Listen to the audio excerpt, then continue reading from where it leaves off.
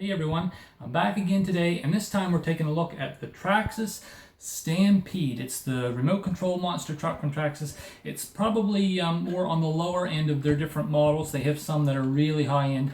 This one's pretty cool. It can go up to 48 plus kilometers an hour. That's 30 or so miles an hour. Very cool. I just want to show a few things about it and what basically what come with it, and then maybe at the end we'll do a little outside demo.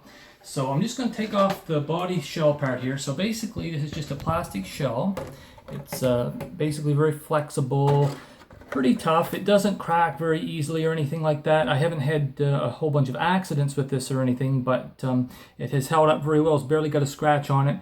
After I was finished playing with it on a rather wet day the other day, I just sort of hosed it off and it was perfect. Now you wouldn't want to hose off the rest of your chassis here, although there are some waterproof electronics. And I'm just going to show you some interesting parts. Now what impresses me quite a bit is the suspension system. Each tire is individually suspended, and there's a basically a shock. It's oil filled, and then an outer coil spring, so almost like a real vehicle would have. And of course the big airy tires, they all help to absorb the shock. There's also really good treads on these tires, so it has excellent traction, excellent grip when you're outside. You can do a lot of cool spins and stuff. Now on the back, this one's a rear wheel drive, so there's your little motor for driving it. All your steering of course is in the front end, but your drive is in the rear end.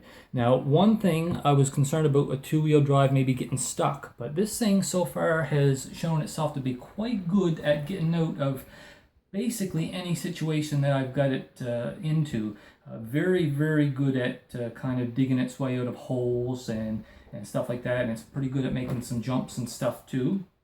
Now basically your on switch is right here on the little blue box, and you always put your controller on first, then you turn on the vehicle itself. Now, I just want to show how the battery pack works, because this is an 8.4 volt 7-cell battery. There it is there. It's kind of bulky looking. Basically you are going to slide it into this slot under here, and then there's a little bar that goes across the top that holds it in place, and then a couple cotter pins that go through here. And then all you do is when you're ready to go outside and start playing with it, you just plug it in, and basically she's all powered up at that point and ready to go. Now the controller itself, I want to show that as well. It's got a few components that you need to know about. So basically the trigger here, if you pull it in just like shooting a Nerf gun or something, basically that's your forward. If you push it out, that's for going in reverse. And if you just kind of leave it in the middle, that's basically for the brake pretty much. This up here is your steering wheel. There's an actual reset or set button that if you're basically if your channel signals get crossed up, where this is going now backwards and this is going forwards, or there's something wrong with your steering, you can kind of reset it. There's also a steering trim. You want to kind of keep that centered as much as possible, and if you do that, you're going to probably get pretty good steering. I haven't had any trouble with this, although when I first turned it on, the steering trim was way over to one side and it was just oversteer. I'm not sure if it was oversteer or understeer. It was way off.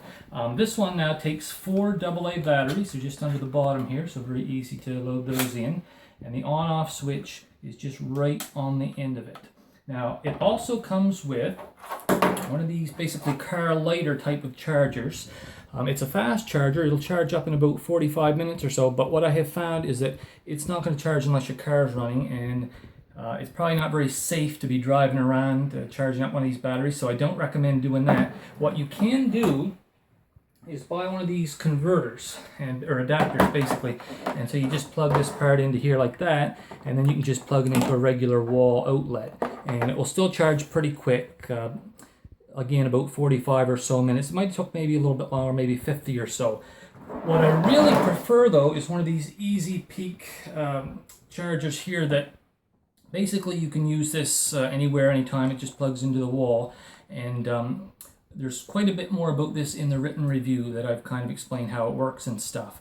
But the only thing I found about it that I don't like is it gives off a little bit of an odd smell, and it kind of sounds like an air conditioner running or something when you get it charging up your battery.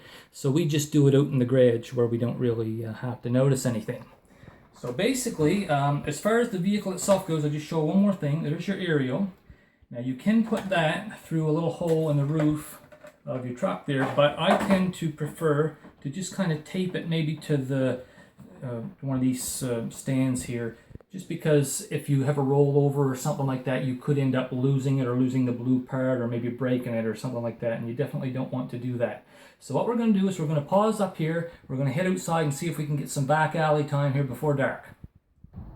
Okay, we're outside here. We got every dog in the neighborhood yapping at us. We're going to give this a quick try, but before I start driving, I just want to do a size comparison with the Traxxas Summit, which I'll be reviewing probably in about a week or so. And we'll also do some very interesting tests with that one. That one can climb just about anywhere. But for now, let's just fire up the old Stampede and see what she can do.